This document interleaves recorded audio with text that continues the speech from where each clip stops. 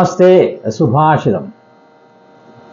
ധർമാർത്ഥം യസ്യ വിത്തേഹ വരം തസ്യ നിരീഹത പ്രക്ഷാളനാദ്ധി പങ്കസ്യ ദുരാധസ്പർശനം വരം. പഞ്ചതന്ത്രത്തിലെയാണ് ഈ സുഭാഷിതം. ഒരാള് ധർമ്മം ചെയ്യാനായി ആഗ്രഹിക്കുന്നെങ്കിൽ പക്ഷെ ആ സമയത്ത് ധനം ആഗ്രഹിക്കാൻ പാടില്ല. ധർമ്മം ചെയ്യണം എന്ന ഉദ്ദേശമുള്ള ഒരാൾ ഒരിക്കലും ധനത്തെ മോഹിക്കാൻ പാടില്ല.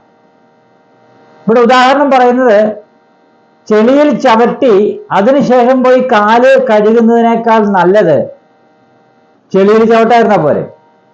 അതാണ് ഇവിടെ സൂചിപ്പിക്കുന്നത്. അപ്പൊ ധനം മോഹിച്ചുകൊണ്ട് ഒരിക്കലും ധർമ്മത്തിന്റെ കാര്യങ്ങള് ചെയ്യാൻ പാടില്ല. ധർമ്മം ചെയ്യുമ്പോൾ ഒന്നും മോഹിക്കാൻ പാടില്ല എന്നിവിടെ സ്പഷ്ടമാണ്.